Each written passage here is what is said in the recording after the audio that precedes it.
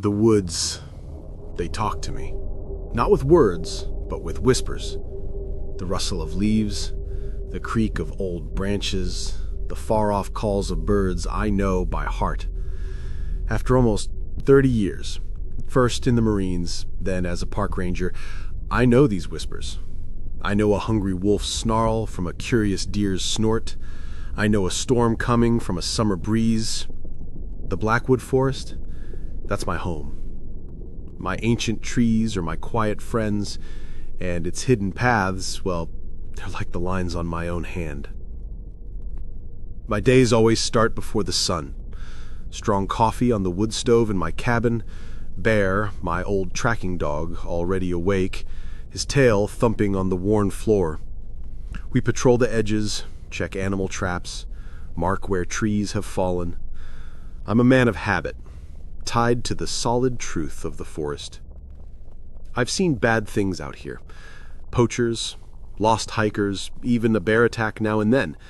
But there was always a clear reason. Nature is tough, sure, but it plays by rules. The first strange thing happened late last fall. A deer, a big stag with a proud rack of antlers, lay dead near the old logging road. Bear, usually so keen to sniff everything, whimpered and pushed against my leg. That was the first warning. Bear is never afraid. Then there was the kill itself. Wolves can take down a stag, no doubt, but this wasn't a wolf kill. The throat was torn, yes, but the wounds were too clean, too neat. And there was so much blood, yet almost none on the ground around the deer, like it had been drained. And then, stranger still, the body was left. Wolves don't leave good meat. They eat it. They protect it. This was untouched, except for that one perfect wound. I wrote it down as a weird one, maybe a lone mean cougar or a crazy hunting dog. Just a small tear in my neat understanding of things. A week later, it happened again. This time a black bear. Its thick fur was still. Too still. Bear whimpered again, a low sound deep in his chest, backing away from the scene. I went slow, my rifle ready. This bear was huge, hundreds of pounds, but it was dead. And again, the same eerie neatness. One big wound on its neck, like something just bit it. And the same missing blood. No sign of a fight. A creature that big, even if surprised, would have thrashed around, torn up the ground. I spent days tracking after that. I followed every bear, wolf, and cougar track for miles, but nothing led to these kills. The forest felt different. Not angry, but watching. The normal sounds seemed softer, and a new kind of silence, a heavy, listening quiet had settled into the deep woods. I kept looking at the trees, not just for danger, but for answers. Sleep became hard. My dreams were full of silent, impossibly fast attacks. Then farm animals started to disappear from the homes near the forest. Not just a few sheep, but whole flocks. Even a couple of young cows. No broken fences, no disturbed ground, just gone.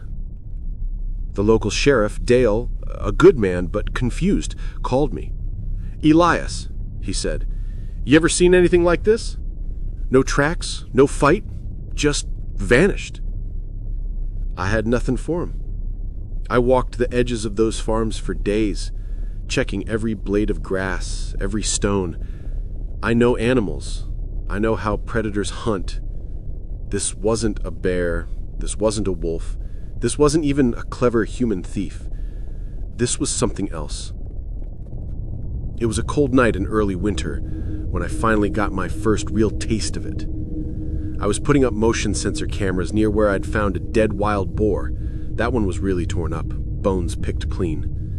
Bear was strangely quiet next to me, shaking a little, even with his thick fur.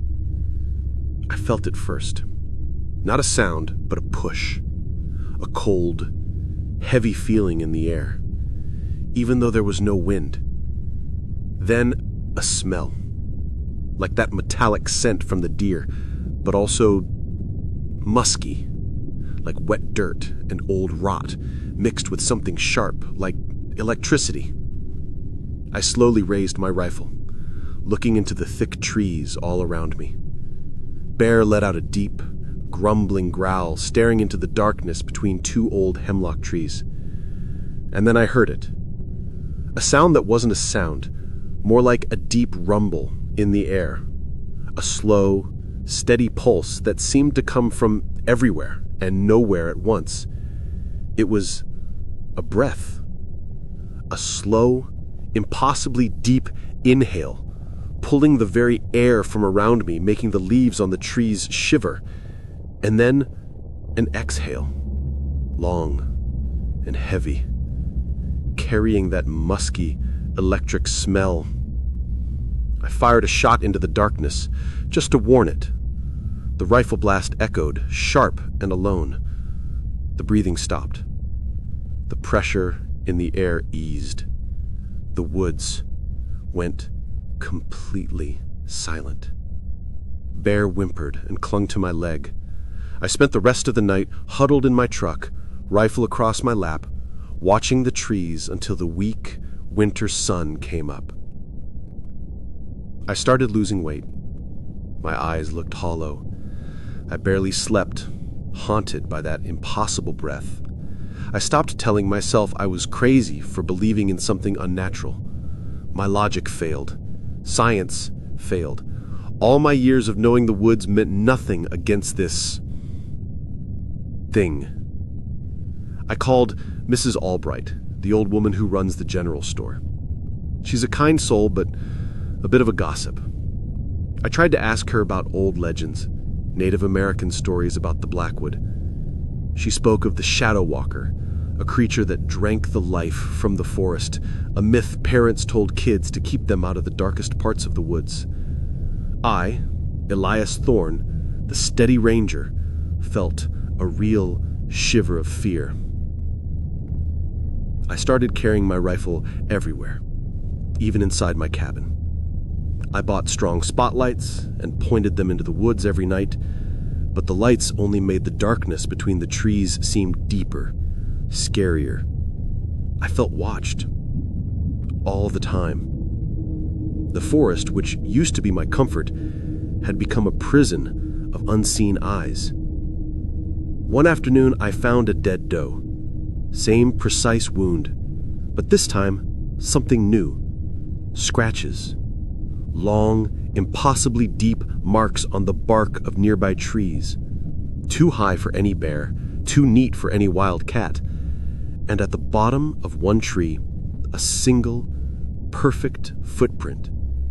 It looked like something from a bad dream, pressed into the wet ground, clear and horrifying. I decided I couldn't wait for it to come for me. I had to hunt it. Not to kill it, not yet, but to understand, to actually see it. I packed my bag, checked my rifle, and spoke to Bear, who looked up at me with worried old eyes. "Stay here, boy. This isn't for you." Bear whimpered, but he understood. I walked for days, deeper into the forest than I'd ever been. The trees grew taller, thicker, their branches locking together above me, making it feel like constant twilight. The air grew colder, stiller, and that smell, that musky electric rot, grew stronger. I found it in a clearing between 4 huge ancient oak trees. It wasn't a nest or a cave. It was more like a powerful place. The ground was black and dead. Nothing grew there. And in the middle, a single huge dark stone, rough and jagged, covered in those strange, deep claw marks. As I got closer, the air turned icy cold. I felt that familiar pressure pulling at my lungs, making my ears pop. The smell was too strong now, burning my nose. I raised my rifle, looking at the tree line, my heart pounding like a drum. And then I heard it. The breath. that impossibly deep, rumbling inhale and exhale, shaking the very ground. It was close. Too close. I turned slowly towards the sound, and there it was. Not a creature stepping from the shadows, but a twist in the shadows themselves. A thing so tall and thin, made of the deepest blackness of the trees, shimmering in the dim light. It had no clear shape, just that huge, gaunt outline sucking in the light around it. It moved without really moving, like a ripple in the air, a shift in the darkness. I froze. I saw no eyes, but I felt it watching me, an old, cold mind. And then I saw the three-clawed hand, long, impossibly thin fingers ending in black, sharp claws, reaching out not for me, but for the air itself. And with a soundless rip, the air tore. A shimmering hole opened, blacker than any night, pulsing with unseen power. And from that hole it pulled, not a living thing, but a stream of light, a fragile, glowing light that flowed from the tear and into its own body, making the shadow creature seem solid for one terrifying moment. It was feeding, not on meat, but on something much deeper. Life itself, the spirit of the forest. I felt my own strength leave me, a deep tiredness washing over me. I felt my memories flicker, my own life being pulled towards that tearing hole. This wasn't a hunter. This was a harvester, an ancient, cosmic horror that had chosen the Blackwood to feed. I squeezed the trigger. The rifle roared, a deafening sound in the profound silence. The bullet hit the shimmering thing, and for a split second the shadow rippled like it was hurt. The tear in the air flickered, and the creature pulled back, its shape melting back into the deeper shadows. The air healed, the strange smell slowly fading. I stumbled back, gasping, feeling completely empty. I had hit it. I had actually touched the untouchable. But it wasn't dead. I knew that for sure. It had just gone. Away. I walked out of the Blackwood a changed man. My doubt was gone, replaced by a deep, chilling understanding. I still patrol. I still write my logs. I still do my job. But now I carry something else with me. A quiet, constant watch. I never told anyone what I saw. Sheriff Dale would think I was crazy. Mrs. Albright would cross herself. They wouldn't understand. How could they? The animal attacks eventually stopped. The farm animals were safe. The forest seemed to get back to its peaceful self, but I knew better. I still felt its presence. A faint hum under the ground. A subtle cold that had nothing to do with the weather. I watched the woods now with new eyes.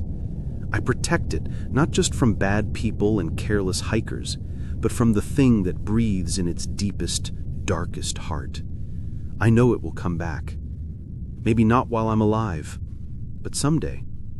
And when it does, I, or whoever comes after me, will be ready. I sit by my fire, bare at my feet. The old dog's eyes sometimes look to the dark line of trees, a low growl rumbling in his chest. And I, the ranger who saw the truth of the void, just nod. I clean my rifle, check my gear, and I wait. The woods still whisper to me, but now among the rustling leaves, I sometimes hear another sound, the echo of an impossible breath. And I know my watch has only just begun.